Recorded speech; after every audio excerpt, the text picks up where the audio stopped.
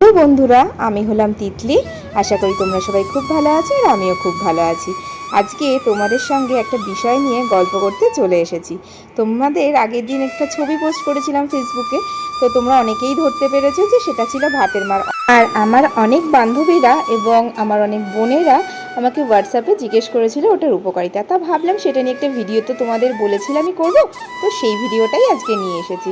ভাতের মারের উপকারিতা গুগল সার্চ করলেই তোমরা পেয়ে যাবে। তবুও আমাদের কিন্তু প্রত্যেকের বাড়িতেই ভাত প্রায়ই তৈরি হয়, মানে প্রতিদিনই তৈরি হয় বলতে গেলে। আমাদের বাঙালি ঘরে প্রতিদিনের মেনুতে ভাত তো ম্যান্ডেটারি।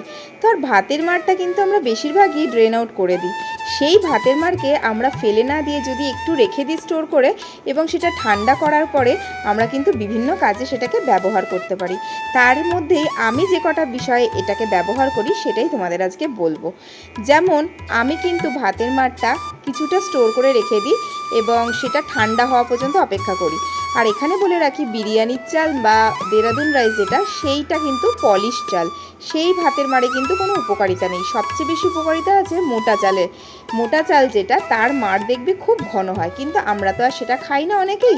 নর্মাল যে আমরা সেদ্ধ চাল খাই রেগুলার বাড়িতে, সেটার মারেরও অনেক উপকারিতা আছে। তো যাদের ভাতের মার একটু পাতলা হয় তাদের জল মেশানোর দরকার নেই, আর যাদের বাড়ির ভাতের মার একটুখানি ঘন হয় তারা একটু জল মিশিয়ে নিতে পারো। এবার এইটা কিন্তু হয়ে গেল পুরোপুরি তৈরি বিভিন্ন ক্ষেত্রে ব্যবহারের জন্য। এবার তোমরা কি করতে পারো, এই ভাতের মারটা কিছুটা নিয়ে তোমাদের নতুন বসানো যে ফুলের চারা গাছগুলো তাতে দিতে পারো। আমার চারা গাছগুলো কিন্তু সবে 2 সপ্তাহ যাবৎ বসিয়েছি, আর রেগুলারই আমি ভাতের মার পাতলা করে তাদের গোড়ায় দিয়েছি। গাছগুলো কিন্তু প্রাণ ফিরে পেয়েছে আর খুব তাড়াতাড়ি তাতে ফুলও ধরেছে, তোমরা দেখতে পাবে। সত্যি কথা বলতে ভাতের মারটা কিন্তু গাছের ক্ষেত্রে খুব উপকারী। ঠিক তেমনই যে জিনিসটা গাছের ক্ষেত্রে উপকারী সেই জিনিসটা জানবে, মানে যেটা ন্যাচারাল, সেটা আমাদের চুল এবং স্কিনের ক্ষেত্রেও কিন্তু অনেক ক্ষেত্রে উপকার করে। এই ভাতের মার আমাদের চুল এবং স্কিনের ক্ষেত্রেও খুব উপকারী।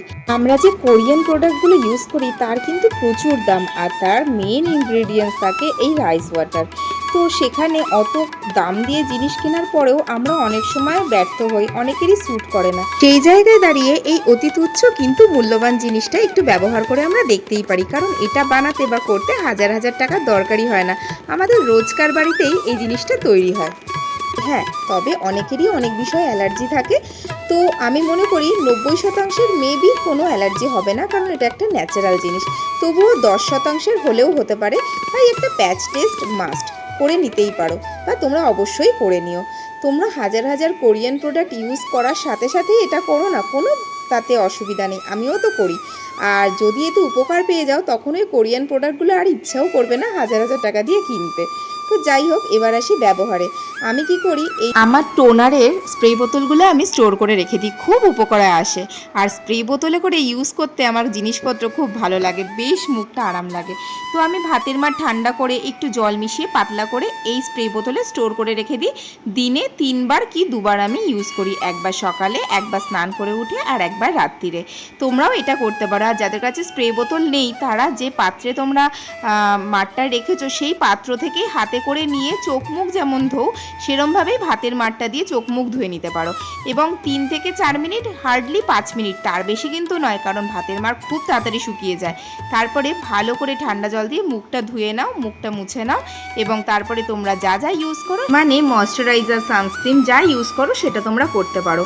তবে এখানে একটা কথা বলে রাখি, মুখটা কিন্তু আগে তোমরা ভালো করে জল দিয়ে পরিষ্কার করে নেবে বা ফেস ওয়াশ দিয়ে, তারপরে জিনিসটা লাগাবে। কারণ একটা জিনিস জেনে রাখো, ন্যাচারাল জিনিস কিন্তু ক্লিয়ার স্কিনে বেশি তাড়াতাড়ি কাজ করে, ঠিক আছে? কারণ এর মধ্যে তো কোনো কেমিক্যাল নেই যে জটপট কাজ করে যাবে। আর এই জিনিসটা কিন্তু একটু ধৈর্য ধরে ব্যবহার করতে হবে। আমি কিন্তু অলরেডি 2 থেকে 3 মাস ব্যবহার করছি, তবেই আমি রেজাল্ট পাচ্ছি।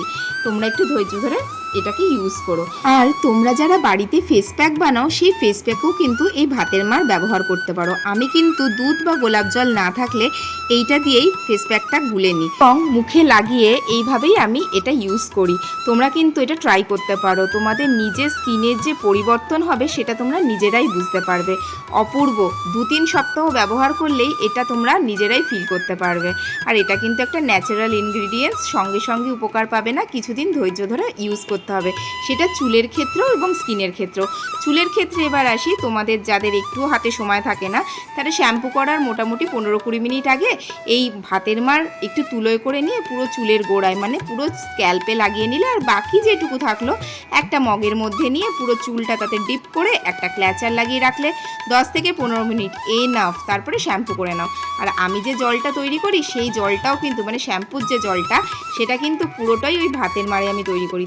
ভাতের মাড়টা একটু গরম করতে দিই, তার মধ্যে দিয়ে একটু পেঁয়াজ, মেথি, চা পাতা আর একটু তুলসী পাতা, ব্যাস ফুটিয়ে নিই ঠান্ডা করে, ওটা দিয়ে শ্যাম্পু করে নিই। এতে কিন্তু চুল চকচকেও হয় আর গোড়াও মজবুত হয়। তোমরা এই ছোটো ছোটো ট্রিক্সগুলো ট্রাই করে দেখতেই পারো, তবে ধৈর্য ধরে ব্যবহার করতে হবে অন্তত 1 থেকে 2 মাস, তবে গিয়ে এর ফল পাবে। চলো আজকের গল্প আমার এটুকুই, কেমন লাগলো অবশ্যই জানিও।